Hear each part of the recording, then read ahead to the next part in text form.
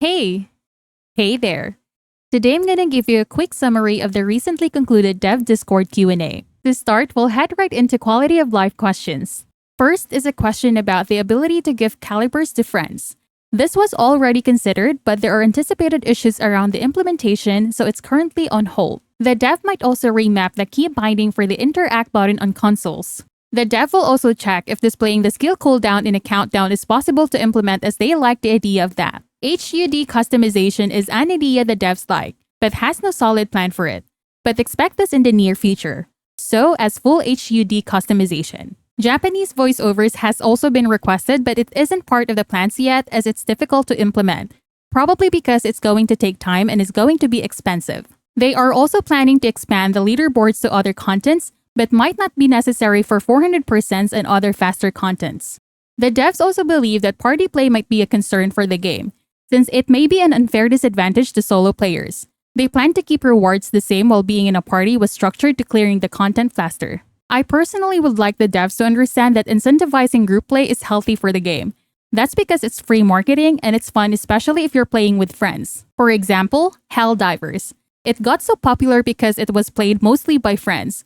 Void Erosion 30 was a step to that, since it incentivized thinking compositions, which can be fun with friends. The devs will also allow the option to turn off solo play. This happens when the game cannot find anyone when queuing for public, then it ports you in solo. This option will not port you in until you find someone in the same lobby. This question is about module dismantling.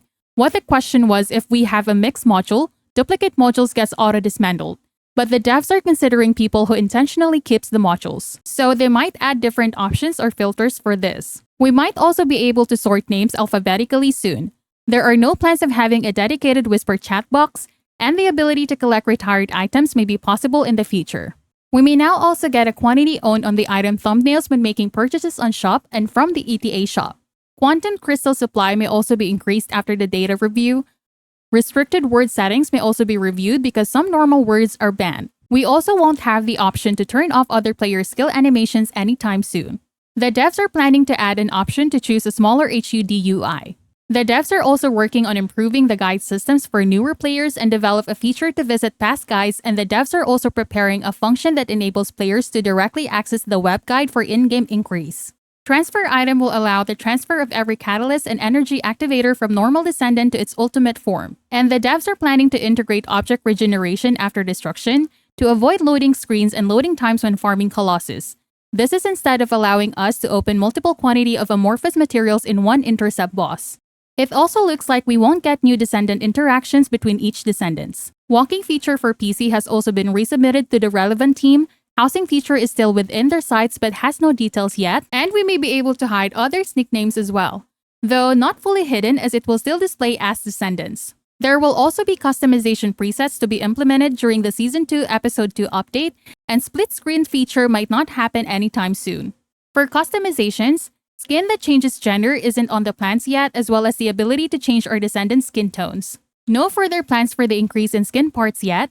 Black leather paint might get added, and a new chef skin has also been suggested. There are also no plans to increase the frequency for the release of evolution skins, since their focus as of now is the theme skins.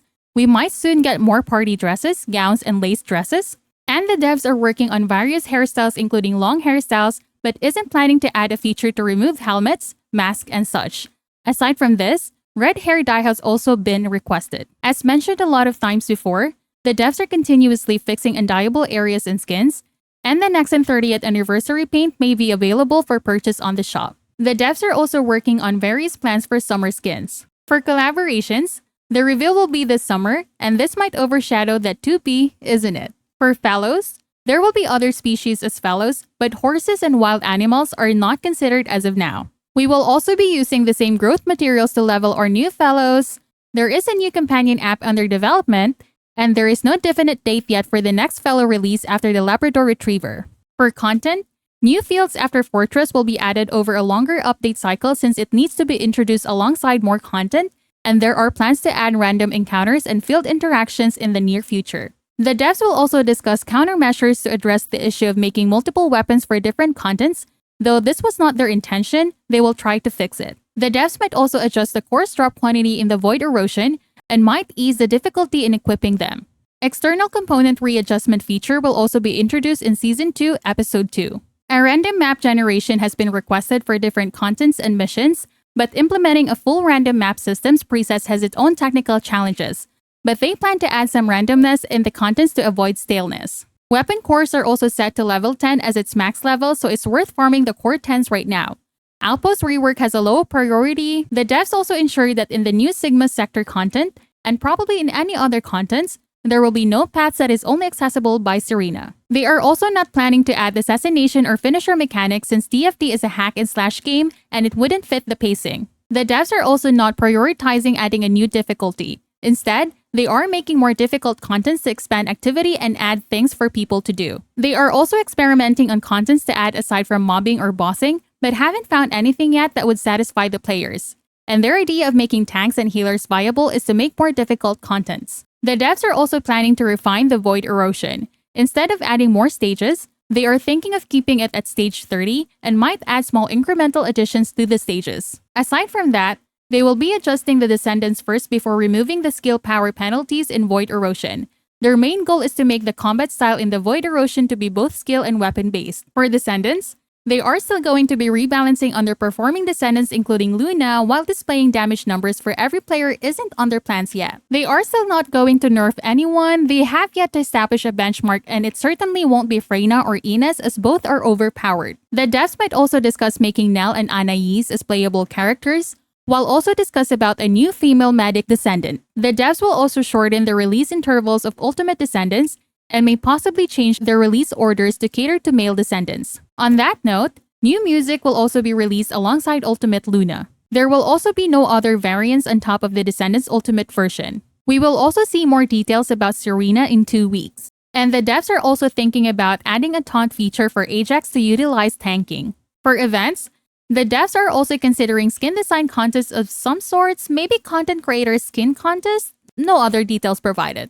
For weapons, no plans for akimbo type weapons yet, and no plan to add core slots to rare weapons. For bugs, there is a bug for Luna where it randomly marks you as AFK, keep binding bug, and the notorious ghost bullets. They think that this is because of their anti-cheat measures. They are thinking of implementing a stricter fire rate cap. So they are currently looking at the highest fire rate possible that still respects the anti-cheat measures. For others, no plans for merch yet, and here's the schedule for hot fixes in the next dev livestream. That's it for this one, guys. For now, I'll see you in the next one. Bye!